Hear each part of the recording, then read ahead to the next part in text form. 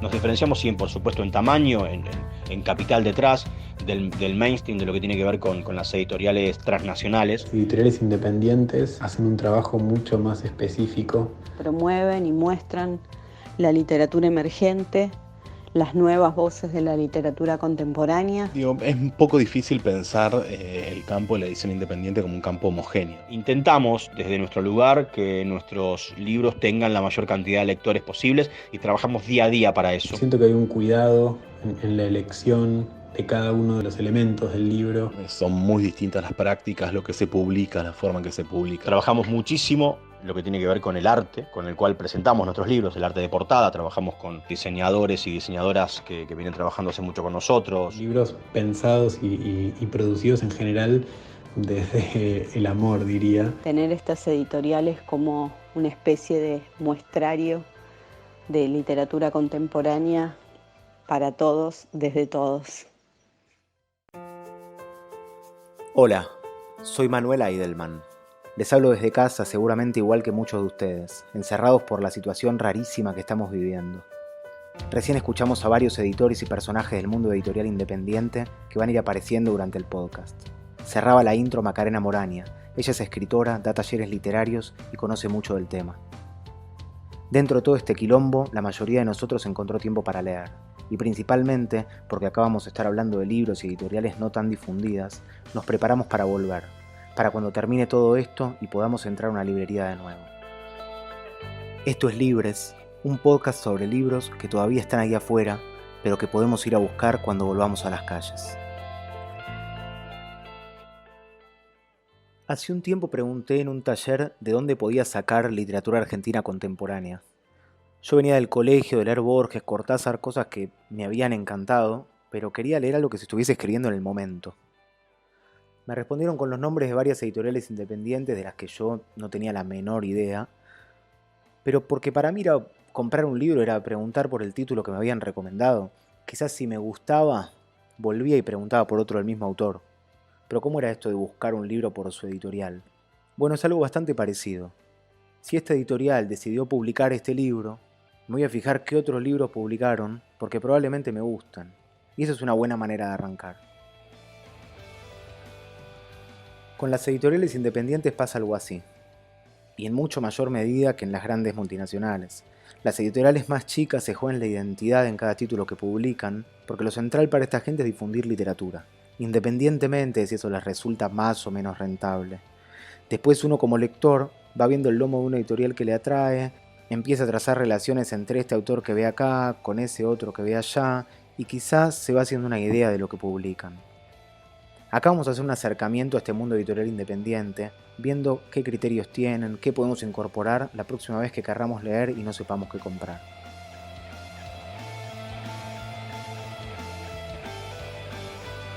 Con Sol Urquía pensamos el catálogo de Chay, entendiendo que faltaba un espacio como de calidad literaria, contemporánea, con traducciones como más o menos amigables y accesibles. El que habla es Santiago La Rosa, escritor y editor en Chay Editora. Desde ahí nosotros armamos la editorial, siempre definiendo el catálogo desde el disfrute, de libros que disfrutamos, libros que nos gustan y también pensando qué es lo que falta.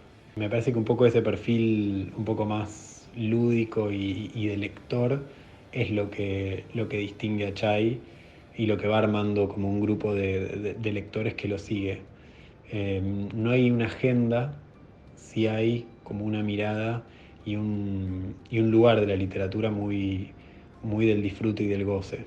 Chay es un proyecto muy nuevo que arrancó en 2019 con la publicación de 8 de Amy Fusselman y acaba de publicar Tiempo sin lluvia de Sinan Jones. Para nosotros algo fundamental en todo el proceso de producción de nuestros libros es poder hacerlos a un precio accesible, porque la edición para nosotros también es un diálogo con nuestros lectores, con el público, y eso es lo que esperamos alcanzar.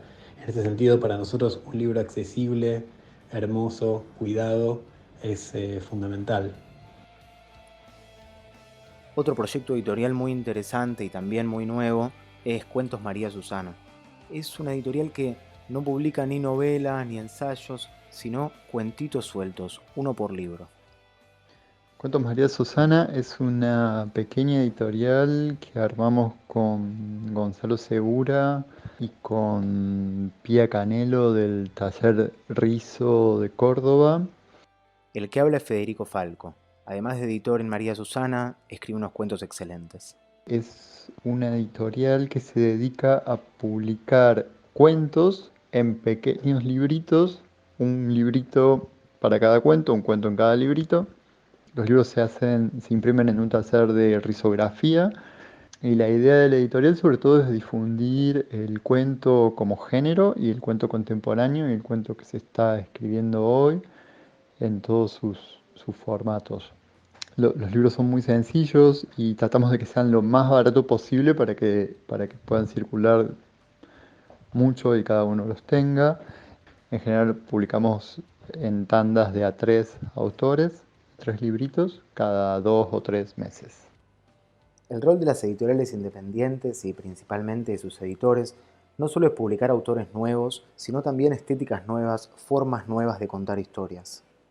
En un momento se hacía muy difícil publicar libros de cuentos, sobre todo para los autores jóvenes o los autores inéditos que solamente escribían cuentos o que tenían libros de cuentos, por ahí era como muy difícil publicarlos. Un poco por la dificultad en sí que implica publicar cualquier tipo de libro y un poco también porque hay cierto resquemor respecto al género en ciertos editores. Entonces la idea surgió de ahí, de ver muchos libros de cuentos que nos parecían súper buenos e interesantes y que no conseguían editor, y a partir de ahí la idea de empezar a publicarlos. El catálogo entonces se va armando un poco en torno a esa idea de publicar cuentos que no consiguen editor y en general tratamos, por una cuestión de gusto personal y también porque es más difícil publicarlos, tratamos siempre de privilegiar cuentos que de alguna manera desafían la propia forma del cuento o la piensan desde adentro o la reformulan o se escapan a las reglas más comunes del género, sino que todo el tiempo son cuentos, pero nos interesan cuentos que tensionen el género, que lo desafíen, que lo hibridicen con otros géneros. Esa es un poco la idea.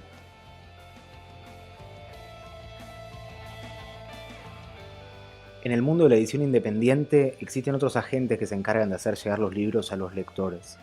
Por lo general, estas editoriales no están en las grandes cadenas de librerías por cuestiones comerciales o de cantidad de libros que pueden imprimir, pero por suerte existen lugares a donde ir a buscar estos libros.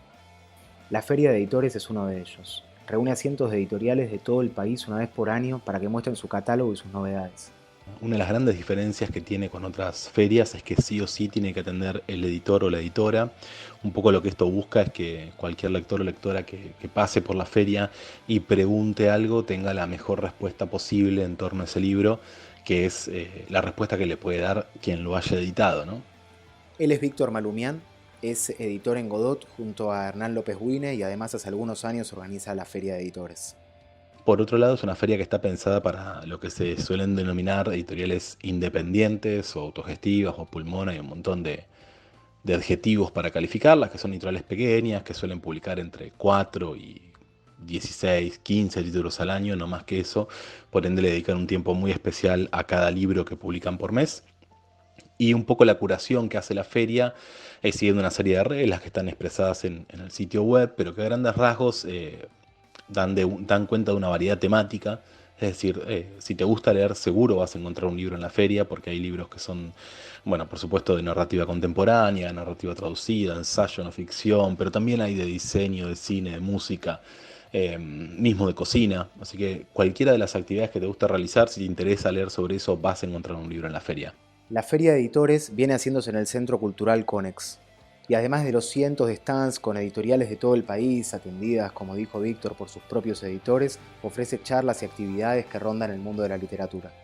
Otra de las características que tiene la feria es que para participar no es una feria netamente abierta, es decir, hay una serie de editores que se juntan y editoras a seleccionar las editoriales que van a participar para que esté curado. Digo. En general no se toman editoriales que pertenezcan, por ejemplo, a organizaciones institucionales, eclesiásticas, grandes grupos, etcétera. Como tampoco lo que se suele denominar ediciones de autor.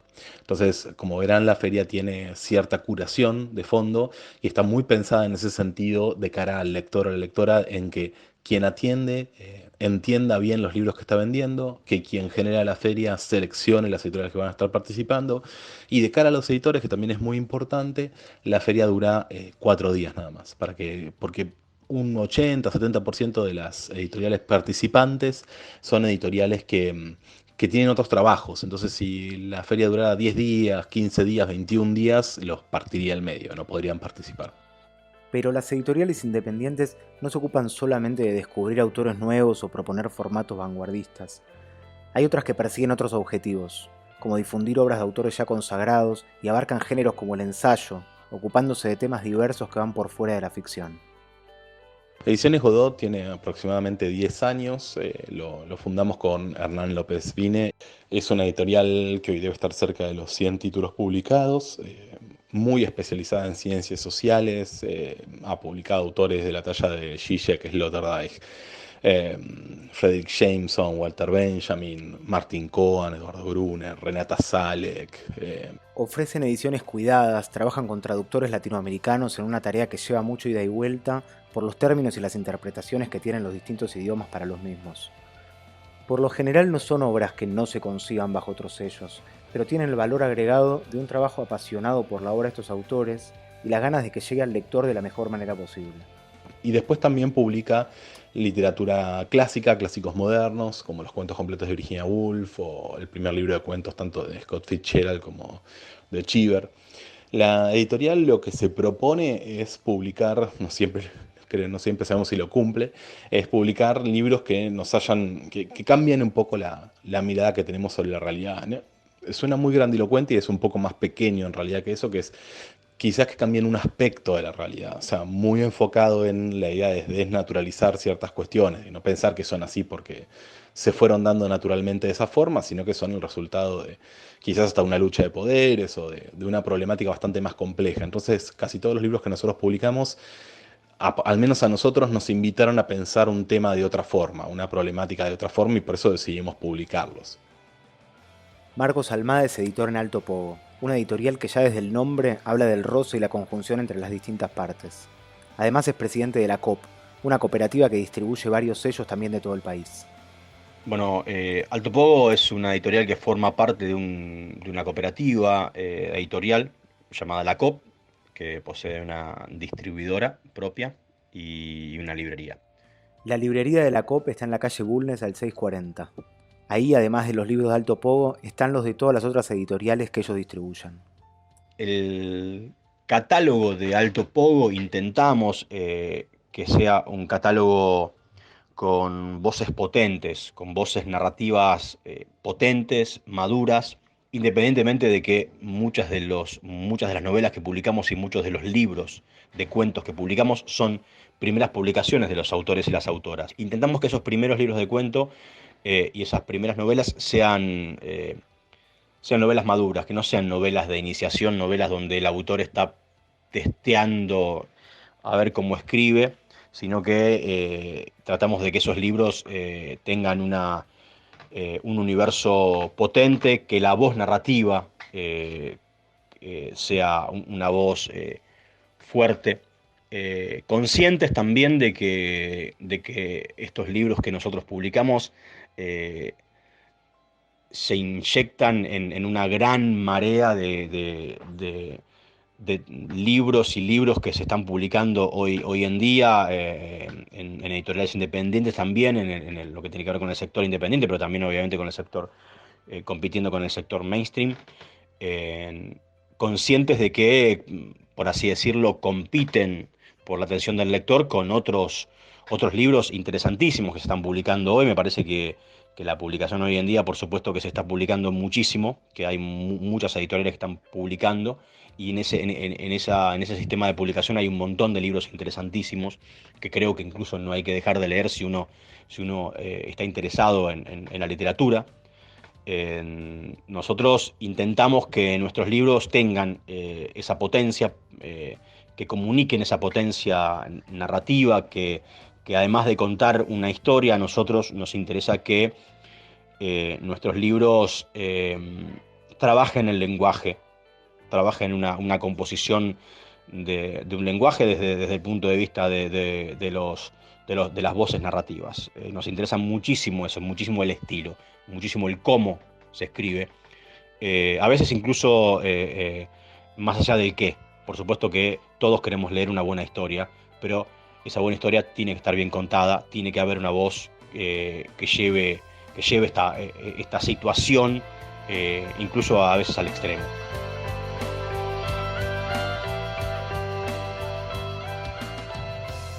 Leemos literatura independiente porque nos identifica, porque sus temas, sus modos y sus resultados reflejan el mundo que tenemos cerca. Leemos literatura independiente porque del otro lado hay personas preocupadas por brindarnos una obra potente y sobre todo, verdadera.